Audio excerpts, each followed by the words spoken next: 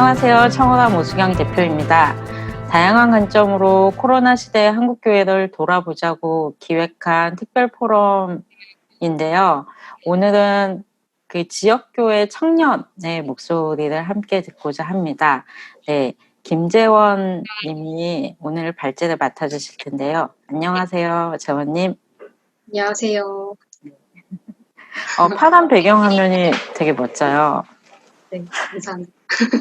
저는 특별히 파란색 옷을 입고 왔습니다. 아. 청년을 만나는 날이니까요. 네. 죄송합니다. 네, 재원님 우선 자기소개를 한번 해주시겠어요? 저는 자기소개를 뭐라고 할지 고민을 참 많이 했는데, 인천에서 그 교회를 다니고 있고, 청년부 생활을 이제 좀 오래, 이제 청년부에서 한 8, 9년 정도를 보내고 있고, 세상 만사에 관심이 많아서 이제 다양한 것들을 공부하는 걸 좋아하는 청년입니다.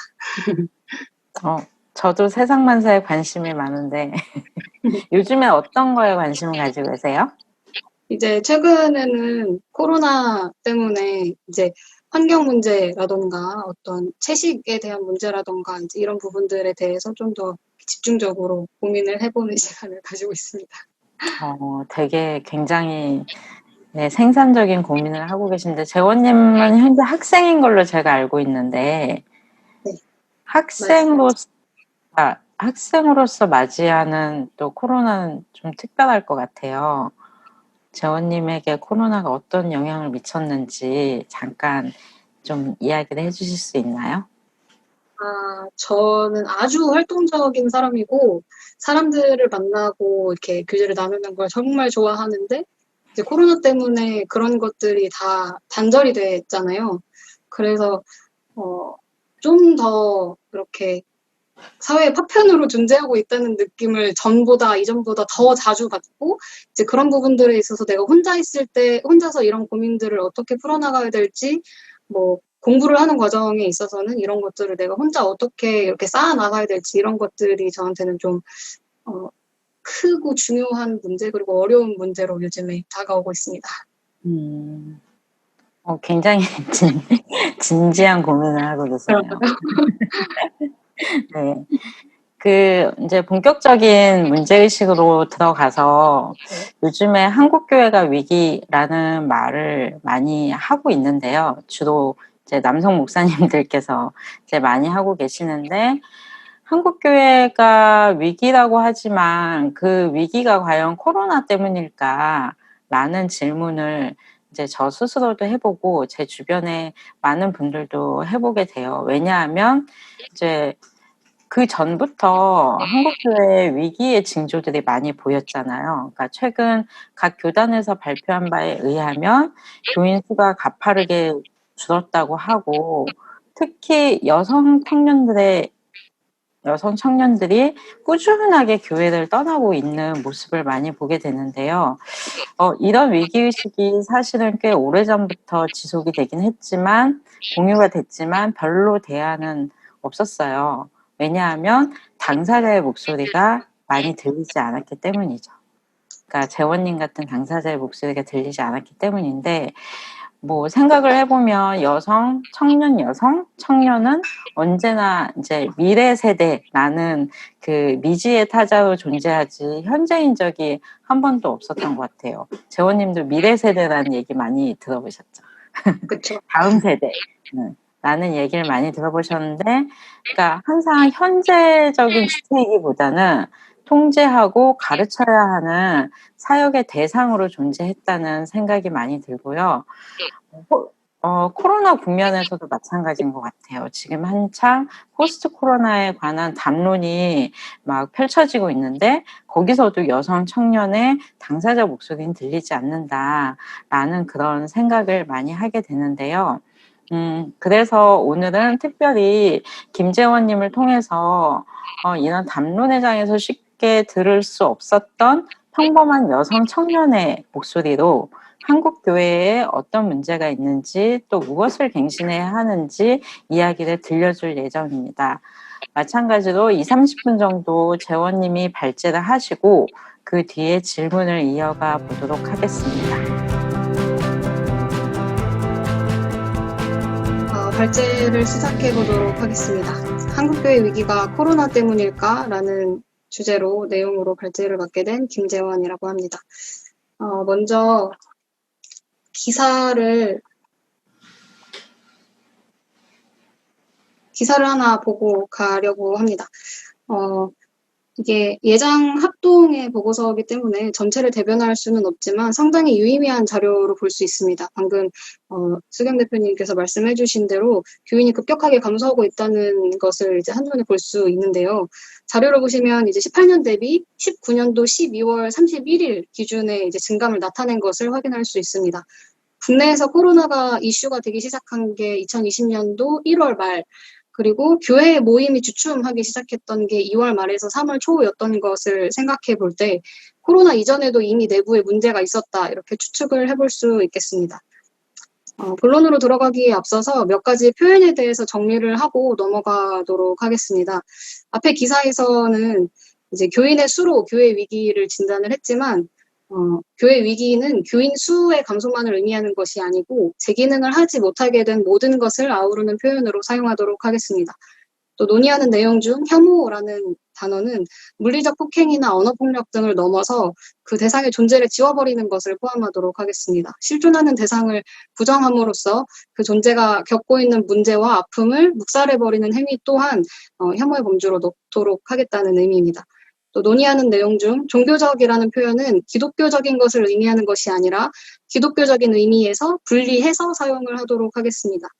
또 집단으로서의 교회에는 맥락에 따라서 목회자를 포함한 직분자를 의미하기도 하고 또 장년층 교인을 또 때론 남녀노소를 모두 아우르는 전체 집단을 의미할 수도 있습니다.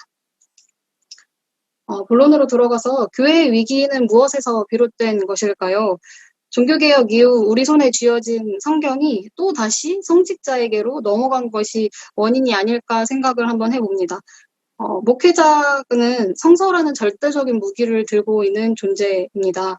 신학을 공부한다는 이유로 텍스트 해석에 대한 권위를 독점하게 되었고 그로부터 오는 가르침은 때론 모순적이기도 또 때론 억압과 차별의 도구로 사용되기도 합니다.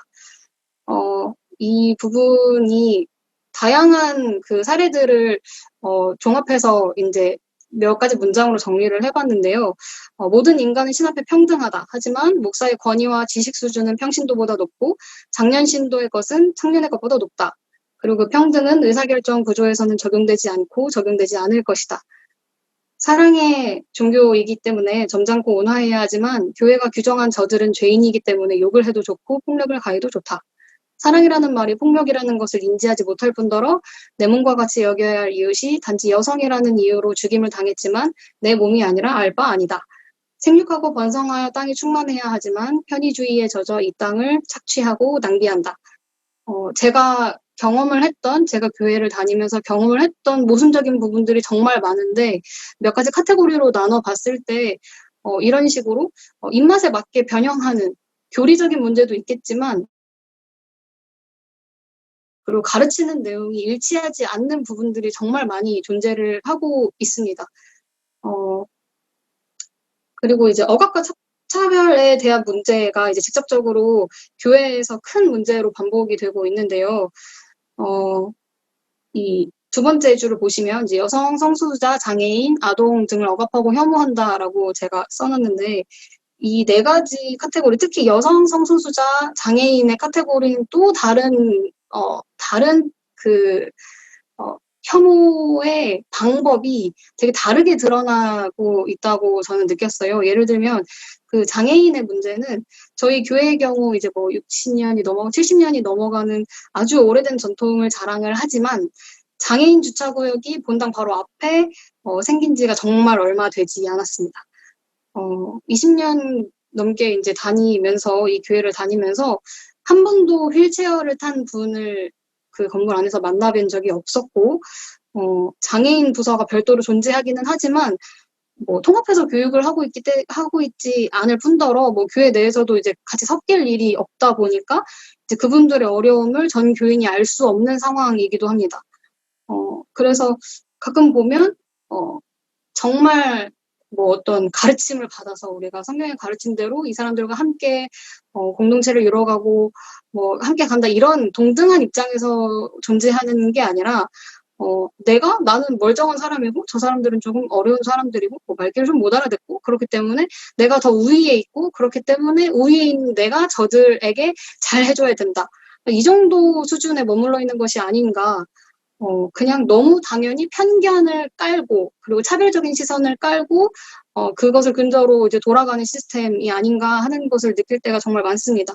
또 이제 성소수자의 경우 워낙 논쟁거리로 여기기 때문에 단어 자체도 이제 거의 금기시되는 분위기가 있잖아요. 너무 대놓고 이것은 억압하고 차별하는 것이 아닌가 그런 생각을 하고요. 또 그런가 하면 여성 혐오에 대한 논의는 너무 당연하게 논의조차 되지 않고 있습니다. 근데 논의조차 되지 않고 있는 것을 감안을 하고 보더라도 교회 내에서 여성 혐오를 경험하고 있는 그 숫자는 눈에 띄게 많고 또 계속 증가하고 있습니다. 뉴스앤조이에서 2017년도에 설문조사를 진행했던 그 결과 중에 하나인데요. 일부인데요. 353명이라는 아주 적은 표본이기는 하지만 그중에서 여성 혐오를 경험한 적이 없다라고 대답한 사람은 6.2%에 불과했습니다. 그 여성 혐오에 대한 종류도 이제 크게 4가지 카테고리로 나눠서 이제 설문이 진행이 됐는데 가장 많은 표를 경험을 했다라고 이제 얻은 표가 외모나 복장, 나이를 언급하는 부분이었습니다. 뭐 예를 들면 뭐 살을 빼야 되지 않겠냐라던가 뭐 화장을 좀 하고 다녀라라던가 뭐 짧은 옷은 입지 말아라 뭐 누굴 유혹하려고 오는 거냐 뭐 다른 사람 나쁜 생각 들게 뭐 이런 거를 왜 이렇게 하냐 뭐 이런 것들부터 해서 뭐 여자의 나이는 뭐 크리스마스 케이크이고 뭐 이런 이야기들을 정말 농담처럼 하고 그것을 유머로 소비하는 부분들이 비단 한 교회만의 문제가 아니라 정말 많은 곳에서 그냥 숨 쉬듯이 일어나는 일이라는 것이 이제 이 결과로 드러났고 또 여성 차별적인 설교를 들은 경험이 정말 많은 분들이 이제 이것을 경험을 했다고 말씀을 해주셨어요. 근데 이제 제 경험에 비춰봐도 저희 목회자 같은 경우에는 그래도 청년부기 때문에 청년들과 소통하는 부분이 있어서 이렇게 교정이 되고 교열이 되는 부분들이 적지 않다고 개인적으로 느끼는데 이제 문제가 되는 상황은 다른 곳에서 강사로 오셨거나 뭐 선교사님이 오셨거나 다른 부서의 목사님이 오셨을 때 문제가 이제 생깁니다. 뭐 설교를 하다가 그 어떤 성서 해석의 문제도 있지만 저희가 가장 이제 귀를 쫑긋하게 되는 표현이 예를 들어서라는 표현인데요. 예를 들어서라고 하면 그 안에는 꼭 여성 혐오적인 예시들이 들어가게 됩니다. 뭐 예를 들면 뭐 여자는 무조건 꽃에 비유를 해서 뭐 무조건 아름다워야 하는 뭐 이렇게 대상화를 하는 경우도 정말 심심치 않게 찾아볼 수 있고 뭐 아니면 뭐 이제 청년부다 보니까 뭐 이렇게 연애를 하는 과정에서 뭐 남자가 군대를 갔는데 뭐 고무신을 어떻게 신었다는 둥, 뭐 명품을 보통 좋아하니까 걔네들은 이렇게 해야 된다는 둥, 그런 상황에서 이렇게 살아라라는 둥, 뭐 결혼을 했더니 뭐 아내가 뭐 이렇게 자기를 이렇게 대하고 있다라는 둥 전혀 재밌지 않은 내용을 유머로 소비하기 때문에 청중인 이제 여성으로서는 이것들에 대해서 어떻게 반응해야 되나 그렇게 고민을 하게 되는 경우들이 정말 많았던 것 같습니다. 또 성 역할 고정 및 차별에 대한 것도 방금 말씀드렸던 것처럼 여성은 이렇게 해야 한다. 뭐 우리가 보는 교회에서의 모습도 여성의 모습도 그렇게 크게 다르지가 않은데요. 뭐 예를 들면 교회 내에 있는 식당에 가면은 식당 안에서 봉사하시는 분들은 거의 100% 이제 권사님들, 여성분들이 하고 계시고, 뭐, 교회에서 뭐 엄청 크게 뭔가를 할 때, 뭐, 김장을 한다던가, 뭐, 그런, 뭐 꽃꽂이를 한다던가, 뭐, 이런 것도 정말, 100% 여성으로 이루어진 멤버들이 이제 그것들을 진행하는 것을 정말 어렵지 않게 찾아볼 수 있습니다. 그런 것들을 보고 자란 청년들은, 내가 이 교회에서 계속 다니면, 이제 저런 역할들을 해 나가야 되는구나. 여성은 의사결정 구조에 들어가서 회의를 하고 뭐 이것에 대한 논의를 하는 것이 아니라 골방에 들어가서 기도를 해야 되는 거구나. 그렇게 느껴질 수밖에 없는 본보기도 없고 모델도 없고 그렇게밖에 느껴질 수 없는 이제 공동체 안에 교회 안에 계속 존재를 하고 있습니다. 다시 앞으로 돌아와서 그렇기 때문에 이제 문자주의적 해석에 갇혀서 성 역할을 강조하고 대상화하는 부분, 또 가부장제를 공고하게 하며 정상가족 신화에서 벗어나지 못하는 부분, 주말 근무 노동자 등 교회에 참석할 수 없는 사람들을 배제하는 시스템, 또 사회적으로 소외된 이들이 이미 교회에서 소외당해서 교회에 남아있지 않는 문제, 이런 문제들도 이제 마찬가지로 성서를 무기로 휘두르는 억압과 차별의 카테고리에 같이 포함을 해볼 수 있겠습니다. 하나 더 짚고 넘어가고 싶은 것은 이 사회적으로 소외된 이들이 이미 교회에서 소외당해서 교회에 남아있지 않다는 부분인데요. 교회에서는 항상 강조를 하죠. 소외받는 이들과 함께 해야 한다, 연약한 자들과 함께 해야 한다라고 하지만 내 주변에는 이미 소외된 자들이 없고, 근데 소외된 자들이 없다는 거는 이 사회가 그렇게 아름답구나, 그렇게 잘 돌아가고 있구나가 아니라 내가 잘못 살고 있다는 반증이라는 것을 알아야 하는데 그렇지 못하는 것 또한 아주 큰 문제가 아닌가 하는 생각이 듭니다. 아주 이렇게 다른 것들을 되게 배제하고 자꾸 고립하려고 하는 가르침을 받다 보니, 예를 들면 성소수자가 내 주변에 있나요? 라는 질문에 그렇다라고 대답한 개신교 교인이 그렇게 크지 않은 이유는 무엇일까요?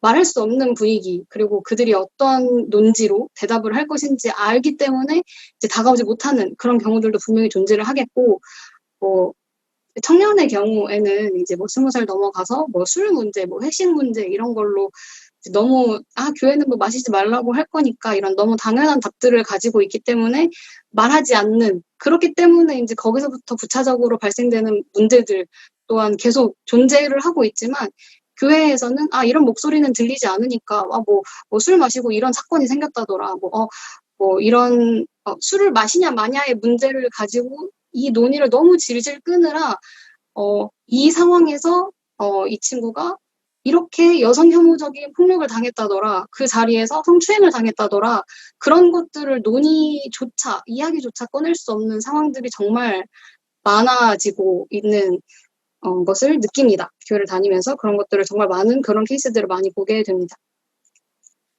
지금까지 이제 이런 부분들이 제가 가장 가까이서 보는 부분이라고 느꼈는데, 그렇다면 교회는 왜 이렇게 뒤처지게 되었을까? 이제 그런 원인들을 한번 분석을 해보았습니다. 가장 큰 비중을 차지하고 있는 이유는 이 첫 번째 이유일 것 같아요. 시대의 흐름을 놓친 목회자와 직분자들, 대학, 취업, 노동, 연애, 결혼, 육아, 문화, 그 어떤 것도 시대와 발맞추지 못하고 있는 것을 정말 모두가 공감을 하시리라 생각을 합니다. 물론 이제 이것은 세대 차이에 따른 문제도 있겠지만, 과연 그들이 우리 세대에 대한 이해를 하려고 노력은 하는가? 지금 청년들이 어째서 연애를 하지 않는지, 어째서 결혼을 하지 않는지, 어째서 아이를 낳지 않고 육아를 하지 못하는지에 대한 고민은 하는가? 이제 교회에서는 이렇게 가르치지만 세상에서는 어떻게 가르치고 있고 어떤 이유들로 이렇게 돌아가고 있는지에 대한 논의를 그 안에서는 하고 있나?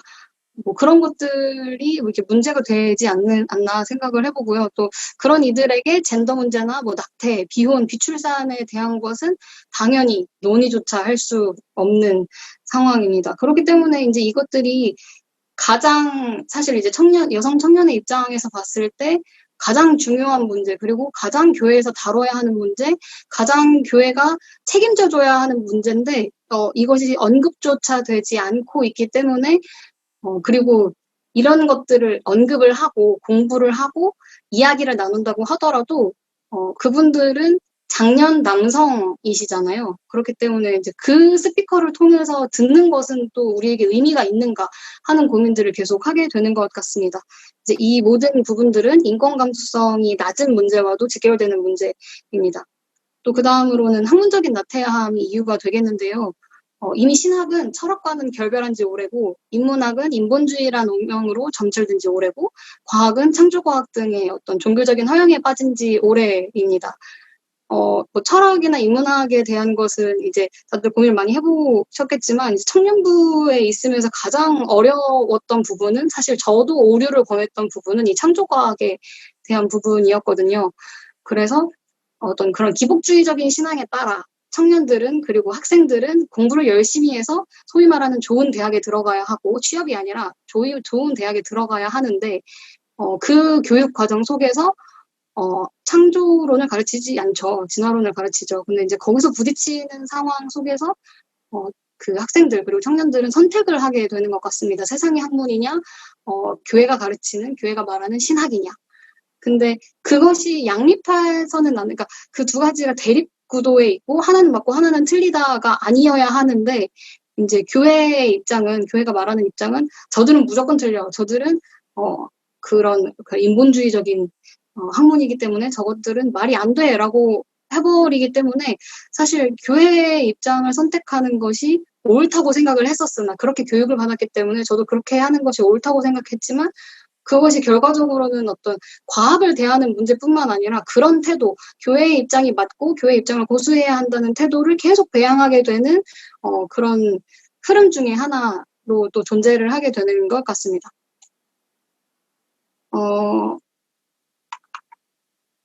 다음으로는 무책임한 오지랖에 대한 이야기를 나눠보려고 하는데요. 네. 이제 방금 좀 앞서서도 말씀을 드렸지만 책임지지 않으려고 하는 부분 또한 문제가 아주 크게 되는 부분이라고 생각합니다. 공동체로 모였지만 내가 너한테 첨언을 하고 조언을 하고 권고를 하는 것은 괜찮지만 하지만 내가 너의 인생을 책임져 주지는 않을 거야 하는 그런 태도가 너무 이제 비일비재하게 일어나고 있는 모습인데요.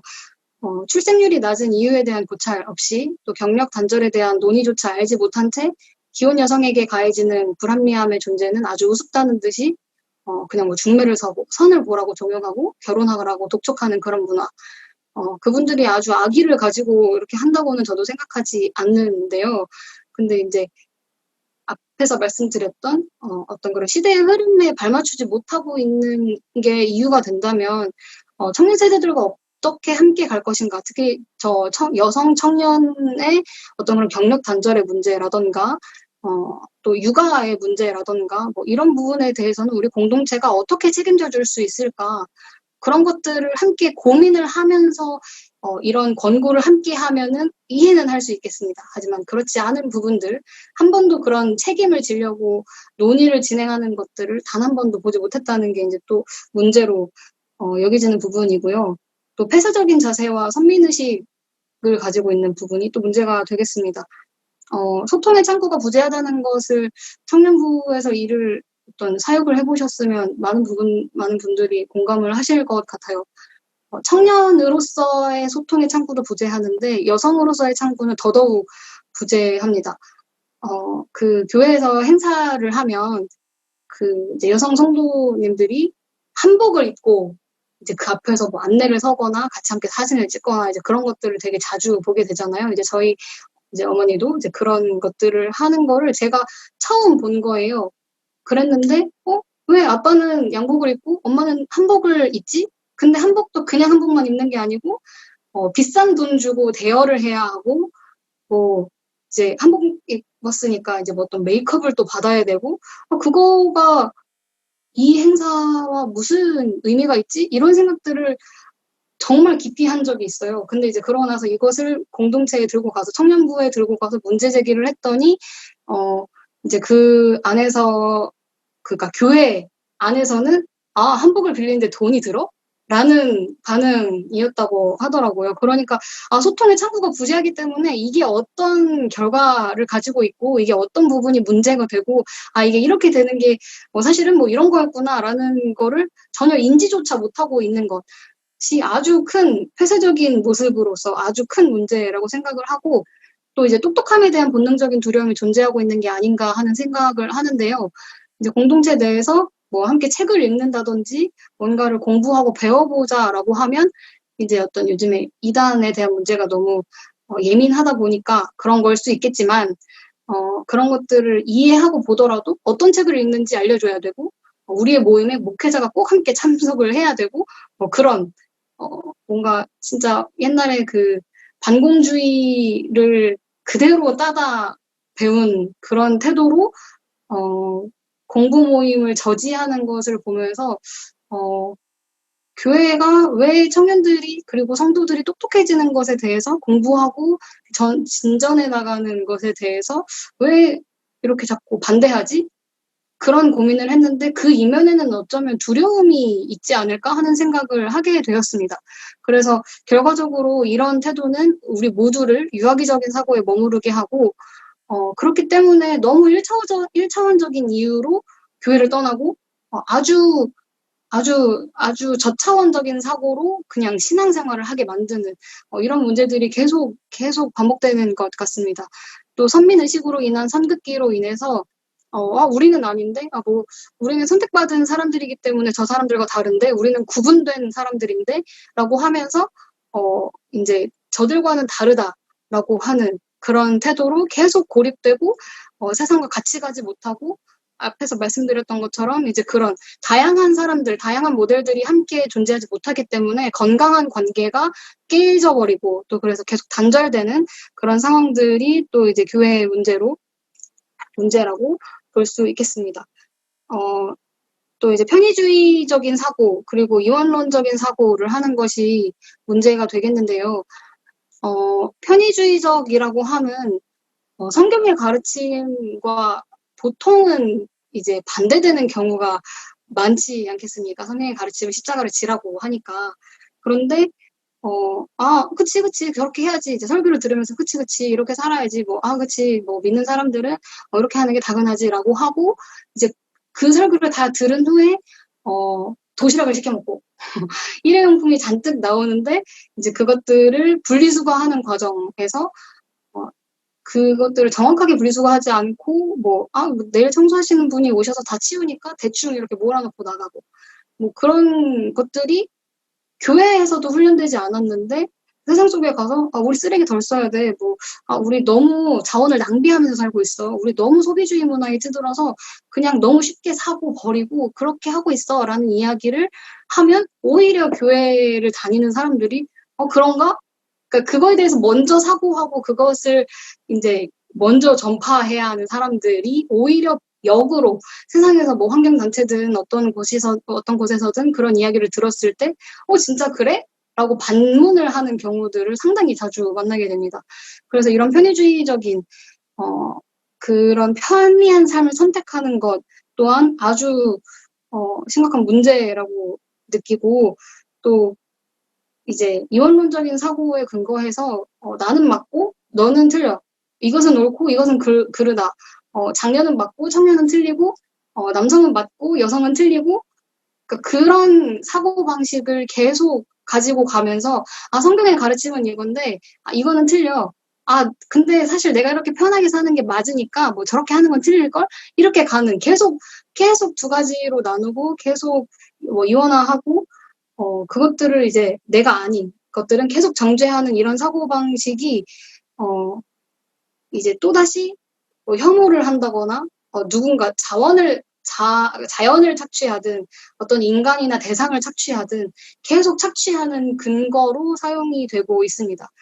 또 교회에서 사용하는 그런 표현들이 아주 추상적인 것도 이제 문제로 느껴지는데요. 교회 용어라고 하면 어떤 아주 전쟁에 관련된 용어들이라던가 아니면은 일상생활에서 사용하지 않는 단어들, 거룩하다던가 이런 것들이 아주 종교적인 언어로 남아서 내 일상 속에서 어떻게 살아내야 되는지, 표현을 어떻게 해야 되는지, 그런 것들이 이제 또 다시 다른 사람들과 계속 구분되고 자꾸 종교 안으로 고립되게 만들고 나는 이렇게 표현하고 싶은데 이 사람들은 그런 표현들을 알아듣지 못하네. 그러니까 다시 교회로 들어와서 또 다시 같은 사람들과 또 다시 같은 이야기를 하고 이렇게 만드는 그런 시스템을 더 이제 견고하게 만드는 이유 중에 하나라고 생각을 합니다.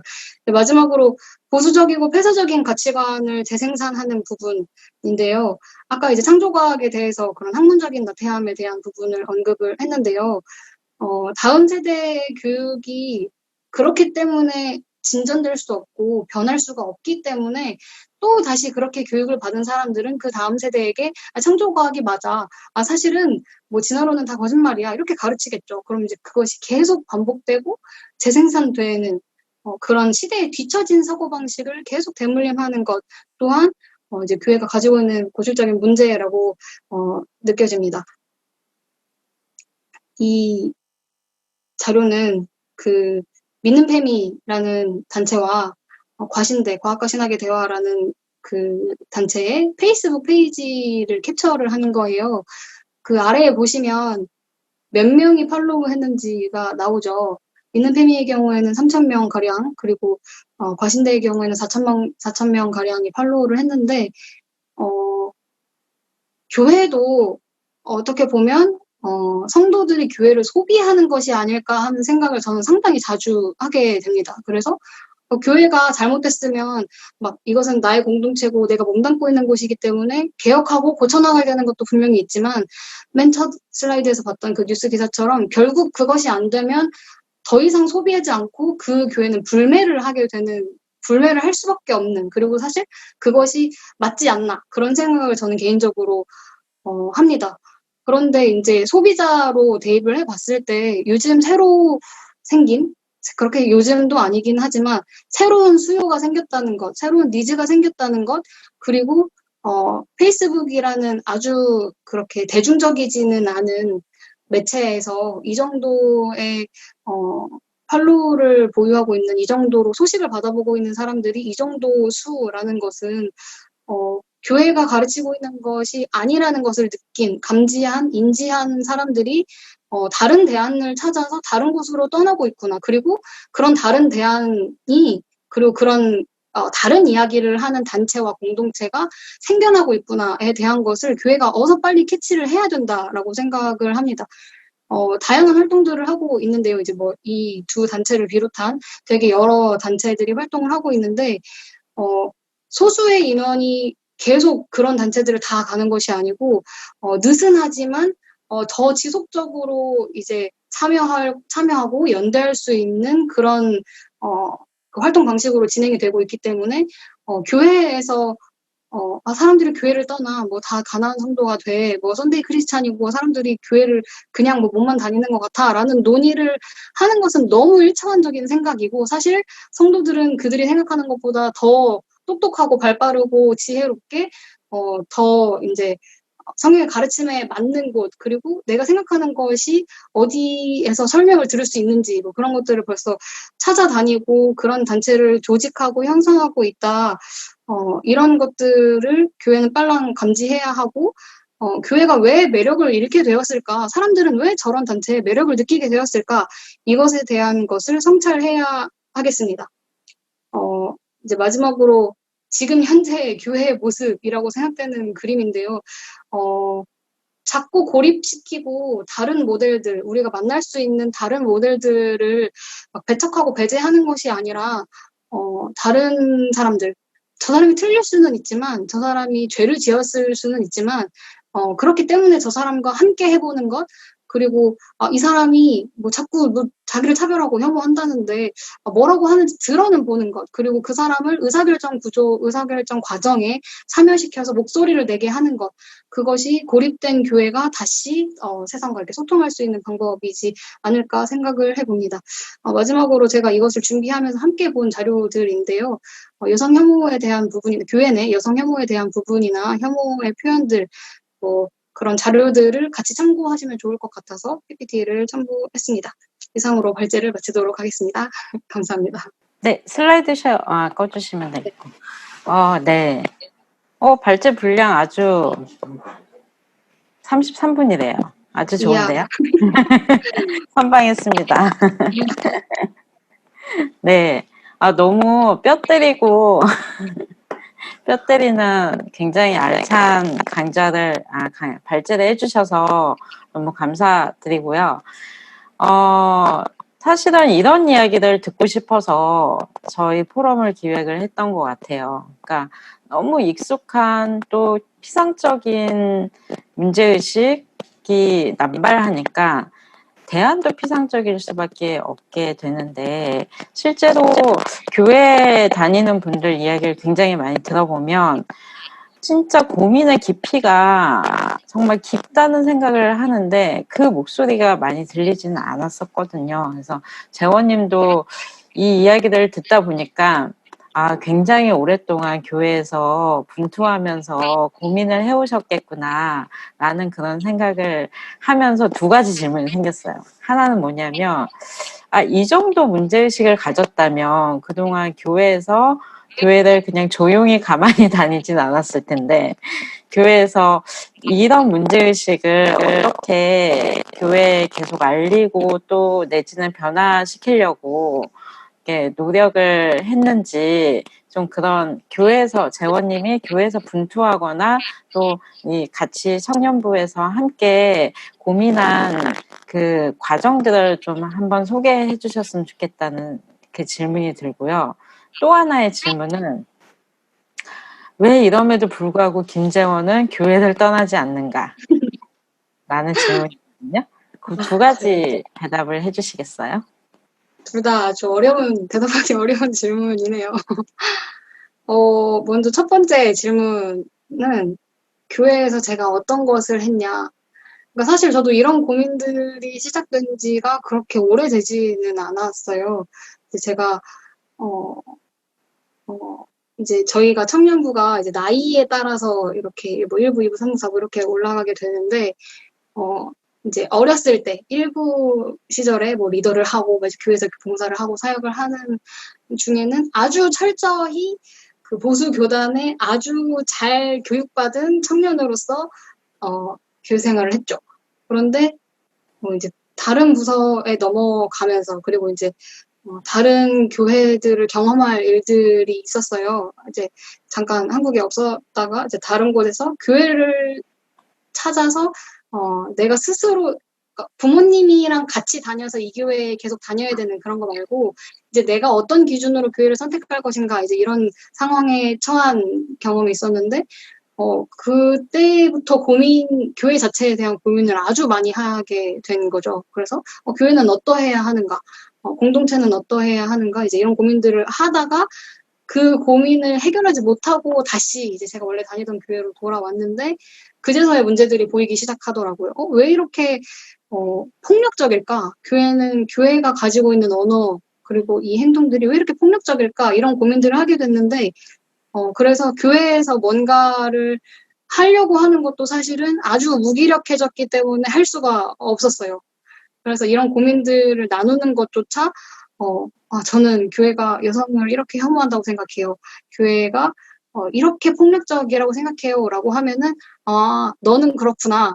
이런 입장들이 상당히 많았었고, 이제 그런 부분들이 아주 개인적으로 상처였는데, 이런 이야기를 계속 하다 보니까, 몇몇 사람들과 연대를 하게 되더라고요. 계속 소리를 냈기 때문에, 그래? 너도 그런 고민을 하고 있어? 그럼 김재원한테 가봐.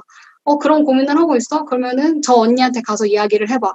이렇게 생겨진 몇 명의 소수의 사람들과, 뭐 이것도 한번 해볼까? 저것도 한번 해볼까? 이제 이렇게 해서 하게 된 게 뭐 책 모임을 같이 책을 읽는다거나 아니면 이제 환경 문제를 가지고 이야기를 할 때는 뭐 함께 그런 친환경적인 것들을 한번 사용을 해보고 후기를 주보에 남기자. 뭐 이런 것도 해보기도 하고, 그런 어떤 활동들을 계속 조직하려고 했고, 그 활동에 다른 사람들이 들어올 수 있게 진입장벽을 아주 낮게 만들어서 다른 사람들도 우리가 하는 이야기가 어떤 것인지 계속 들을 수 있게. 그래서 우리가 하는 이야기가 공동체에 계속 흘러들어갈 수 있게 했던 것에 초점을 좀 맞췄었던 것 같아요. 교회에서 했던 그런 활동들은. 그런데 이제 그 과정도 녹록지가 않았던 것은 때로는 이제 교회의 관습인데 그것들을 너네가 왜 없애려고 하냐 이런 입장에 부딪히기도 하고 교회의 입장은 이건데 너네가 이렇게 하는 것은 위험한 것이 아니냐 하는 그런 입장과 부딪히기도 하고 뭐 그냥 안 된다고 하는 경우도 있었고요. 항상 청년으로서 정말 이해가 되지 않는 그냥 안 된다. 이유가 뭔지를 알아야 수정할 것이 아니냐. 근데 그냥 안 된다. 뭐 이런 부분들도 있는 것 같고 아직까지도 있는 것 같고 그렇습니다. 근데 그런데도 불구하고 교회를 떠나지 못했던 것은 그런 죄의식을 계속 심어줬었던 것 같아요. 교회가 나에게 그리고 교회가 성도들에게. 그래서 그 그 김근주 교수님의 표현을 빌리자면 한국 교회는 성도의 죄의식을 연료로 돌아간다라고 하는데 저는 그 말에 아주 깊이 공감을 하거든요. 근데 그런 거죠. 아, 내가 11조를 안 하면 죄를 짓는 것 같고, 내가 교회에서 봉사를 하지 않으면 죄를 짓는 것 같고, 그런 것의 연장선상으로 아, 내가 교회를 비난하는 것이 옳은가? 이곳에도 분명히 하나님이 계실 건데 이곳에서 뭔가 역사하실 그런 하나님의 섭리를 내가 무시하는 것은 아닐까? 이런 죄책감을 계속 그러니까 의도하고 심어주는 것은 아니지만 지금까지 제가 말씀드렸던 내용들을 토대로 계속 무의식 중에 은연중에 누군가를 통해서 보여주든 아니면 말을 해주든 견제를 하든 계속 그런 죄의식을 심어주는 것 같아요. 그래서 선뜻 떠나는 것이 아, 진짜 이게 옳은 일인가 그런 고민들을 계속 하게 만드는 것 같습니다. 가벼운 질문부터 좀 해볼게요. 아까 이제 교회에서 이런저런 활동들을 이렇게 했다고 했는데, 그게 이제 혼자 고민하다가, 뭐 여러 이제 교회 청년들, 동료들을 만나면서 생각을 구체화하고 본격적으로 뭐 책모임도 진행하고 뭐 다양한 생각을 발전시켜 나갈 수 있었다는 건 굉장히 되게 좋은 일인데, 그게 그 청년부 목사님 입장에서 보면 아, 얘는 왜 이러지? 이렇게 생각이 됐을 수도 있을 것 같은데, 청년부 목사님하고의 소통은 어떻게 하셨어요? 일단 거의 대부분의 사항들, 거의 대부분, 전부는 아니어도 이제 이렇게 생각합니다라고 이야기를 하고 소통을 최대한 하려고 했었어요. 초반에. 근데 이제 저희 부서 같은 경우는 이제 리더가 있고 이제 또 그 위에 간사가 있는데 이제 저는 그냥 이제 리더로 있기 때문에 좀 더 가까운 간사들이 이제 그런 부분에 대해서 건의를 하고 뭐 간사 모임 때 혹은 뭐 이제 개인적으로 그런 이야기들을 많이 나눴죠. 예를 들면 교회 내 우리 공동체 내 여성 혐오에 대한 부분이라던가 인천이다 보니까 인천 퀴어 축제가 재작년부터 이제 아주 크게 이슈가 됐었잖아요. 근데 이제 그것을 반대하는 집회를 광고를 할 것이냐의 문제부터 해서 이제 그런 부분들을 좀 강력하게 이야기할 때도 있었고, 그냥 계속 그런 부분에 있어서는 소통을 최대한 하려고 했었던 것 같고, 이제 그런 간사님들의 그런 대처? 그리고 행동들보다 제가 개인적으로 제가 미흡하다고 느끼는 거는 저는 여전히 그렇게 직접적으로 말씀드리는 게 그렇게 쉽지는 않거든요. 왜냐면 사실 답이 정해져 있고 교회의 입장이 정해져 있고 그 안에서 사실 직장이시잖아요. 근무를 하셔야 되는 입장인데 이걸 말하면은 더 결국 곤란해지고 난처해지고 그리고 사실 나한테 해줄 수 있는 말이 정해져 있고 그러니까 이제 그 분의 개인적인 뭐 인격을 두고 판단하는 게 아니라 그런 구조 속에 있는 존재에게 이런 이야기를 하는 게 의미가 있나 하는 생각을 종종 하게 되고 그래서 이제 저는 개인적으로는 그렇게 자주 소통하는 편은 아니지만 아까 말씀드렸던 그렇게 구성된 몇 명의 그 연대하는 그 몇 명의 분들은 특히 또 이제 그 간사로 계시는 분들은 계속 지속적으로 이제 말을 하고 피드백을 받고 그런 과정 중에 있는 걸로 알고 있습니다. 그게 이제 재원님 같은 그런 소위 말해서 교회 내에서의 운동을 하고 있는 건데 사실은 그런 입장을 가지기가 되게 어려운 것 같아요. 아까 말씀하셨듯이 이제 차라리 교회를 불매를 한다거나 아니면 떠나버린다거나 아니면은 구조 속에서 아예 체념 내지는 수능하면서 몸만 교회에 남겨놓고 영혼은 이제 다른 곳에 분산 투자하는 네, 그런 형태로 약간 분열적인 신앙생활을 하게 되는 경우가 굉장히 많을 텐데 주변에도 이제 재원님은 이제 그 죄책감 때문이기도 하겠지만 제가 보기에는 또 일말의 사명감 같은 것도 있는 것 같은데 이제 그런 이유로 남아있는 이제 청년도 있겠지만 또 비슷한 문제의식을 가지고 떠난 청년들도 있을 것 같아요. 재원님 주변에 떠난 청년에 대한 이야기를 좀 해주실 수 있나요? 어떤 이유로 떠나게 됐는지, 어떤 이유로 떠나게 됐는지, 지금은 어떻게 이제 신앙생활을 하고 있는지, 이런 것들.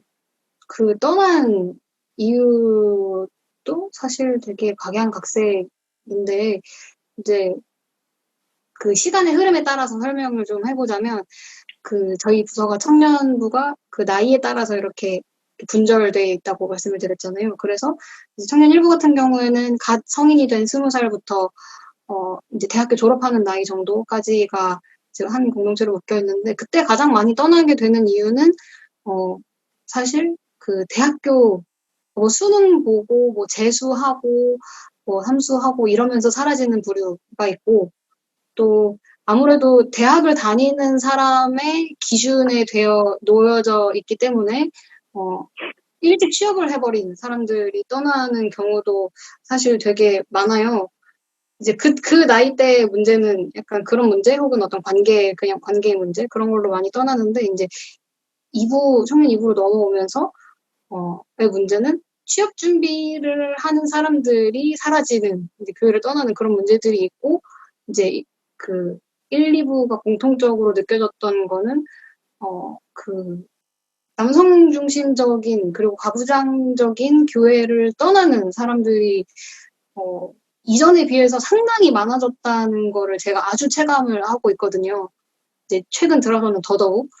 근데 사실 제가 더 어린 나이에는 그런 것들을 사실 이해하지 못했었고, 그래서 이제 그 사람들이 어떻게 사는지까지는 제가 자세히는 알지 못하지만, 최근의 경우에 제가 만났던 사람들은 이제 저처럼 아주 몇 명에게 희망을 걸고 이제 계속 남아 있다가 결국 떠나게 된 사람들은 이제 떠나게 된 이유는 그거죠.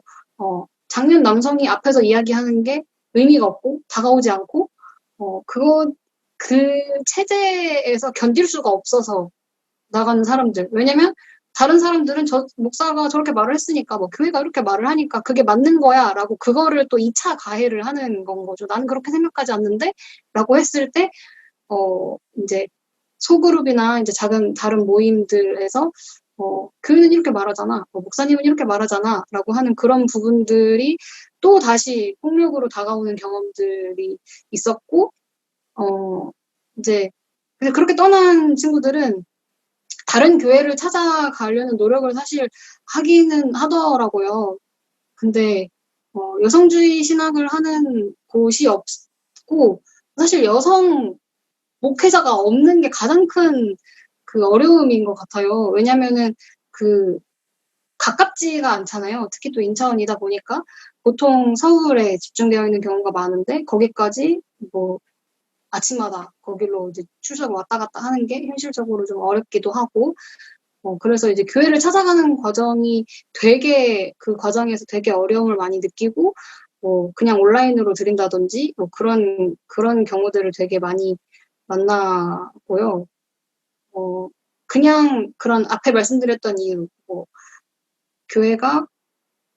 교회에서 너는 소위 말하는 어떤 인생을 실패한 사람의 케이스로 봐버리는 경우들의 경우에는 취업 준비라던가 아니면 대학 입시를 준비한다던가 하는 과정에서 소위 낙오된 사람들은 교회 다시 안 돌아오는 것 같아요. 네.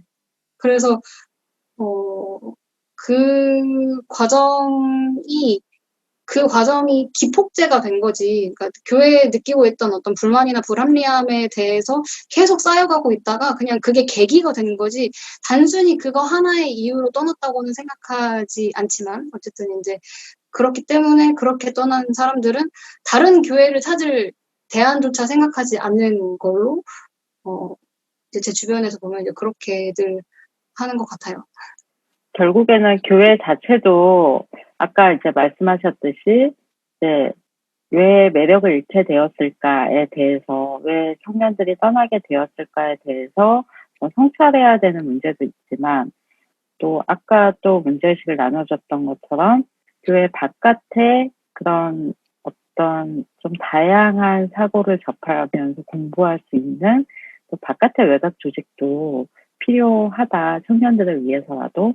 네, 그렇게 좀 저는 이해가 되고, 재원님의 활동들이 되게 교회를 위해서도 그렇고, 또 저희 청와랑 같이 교회 바깥에서 여러 다양한 활동들을 하는 단체에게도 되게 자극이 된 활동이고 그런 생각이었던 것 같습니다. 네, 더 질문할 게 굉장히 많은데 저희 토요일 날 종합토론이 있잖아요. 토요일 날 오전 11시에 저희 발제해 주신 네 분과 함께 종합토론을 할 텐데 그때 조금 더 발전된 또 심화된 질문을 하면서 재원님의 생각을 더 들어보기로 하고 오늘은 좀 아껴두기로 네, 하겠습니다. 재원님 발제해 주셔서 너무 감사하고요. 네, 이 영상을 보시는 분이 있다면 저희 혹시 재원님 발제 들으면서 궁금하신 사항들은 댓글로 남겨주시고요. 토요일 날 오전 11시에 유튜브로 생중계되니까 그때 또 오셔서 생각 나눠주시고 생각 같이 공유해 주시면 감사하겠습니다. 네, 오늘 발제는 이걸로 마치겠습니다. 감사합니다.